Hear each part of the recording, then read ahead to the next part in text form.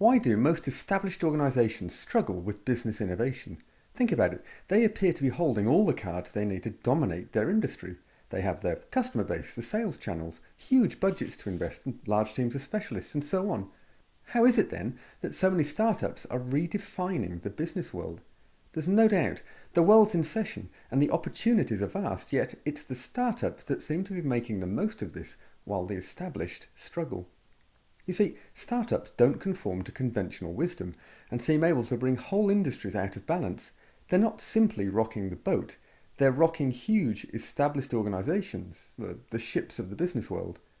But why is this the case? In the beginning, all companies were actually startups. In fact, most businesses started life with an invention, most likely a product or a service, and they think about which particular customer would be most attracted by their invention and create a business model on that basis.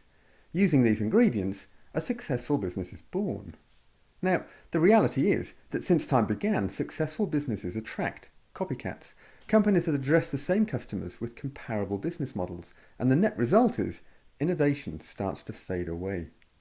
So what started innovatively then needed to become bigger to remain successful. To grow sales, more customers are added from different groups, which then leads to the need for marketing strategies, sales strategies, and so on. And of course, because the business model needed to be made more efficient and more comprehensive, there was also a need to have production strategies, logistics strategies, and so on. And this brings us to what we call the three shackles. These are instruments implemented to refine and professionalise the business model whilst at the same time seem to stifle innovation. The specialists are the first of the shackles. Organisations install functions and competence centres which are necessary to optimise the growing pool of tasks. Stakeholder management is the second shackle. Unions, suppliers, industry associations and consultants, to name just a few, are all agents of the system and unlikely therefore to deviate from it, let alone step out of it. And the third shackle relates to the standard tools which are applied to help streamline the business, the same tools used by all players that are about improving efficiency, gathering competitive intelligence for developing strategies, and so on. These three shackles together create enormous complexity where compromises need to be made and a huge amount of coordination effort is necessary. So it's the limitations of these shackles that lead to a type of corporate captivity, to a ship that is almost impossible to rock and where business model innovation is highly unlikely to prevail. Now, it's becoming easier to understand how startups inflict so much damage to the established. Sure, they're leaner, more agile and more bold, but this is only part of the story. It's the compounding effect of having multiple competitors attacking them simultaneously that causes the most sleepless nights. And think about it, even if each of your attackers takes away only a tiny percentage of your revenue, a cumulative total of just 5 to 10% is likely to have a devastating effect.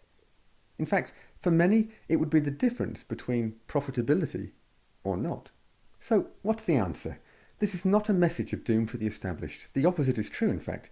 Rocking the ship is a unique methodology designed specifically for established businesses, the corporates if you will. It empowers them to create innovative business models that go far beyond the conventional thinking derived from using the conventional tools. Its power comes from its simplicity, ease of use and speed. With your aspiration to determine the future of your industry and destabilise your competition, there's actually a lot you can derive from your attackers. It starts with learning how to create strategies in the spirit of startups. Now, here we're actually talking about business models, as for startups this is one and the same, whereas for the established, defining strategies typically refers to growing the existing business and improving efficiency. So deconstructing the startup approach and modelling it becomes an important new philosophy. Then applying it with equal boldness and speed is of crucial importance. To do this, we show you how to create something we call your nightmare competitors. Now, these are your potential or virtual nightmare competitors, but our approach can also be used to understand your existing nightmare competitors better. Contrary to conventional wisdom, we ditch the opportunity-focused mindset and instead adopt a far more powerful method by showing you how to confront your vulnerabilities. Using this customer-centric approach, you learn how to virtually and playfully attack your own business.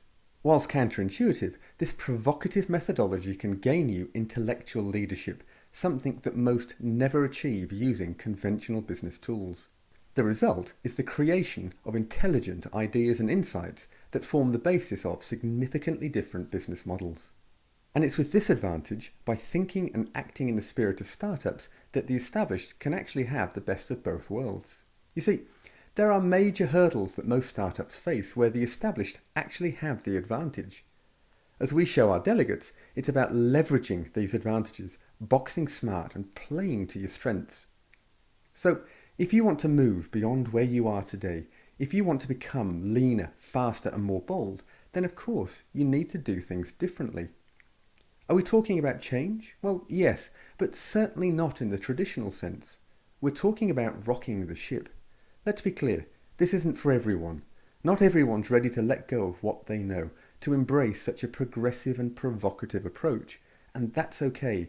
We're all at different starting points. But if it is for you, you'll know.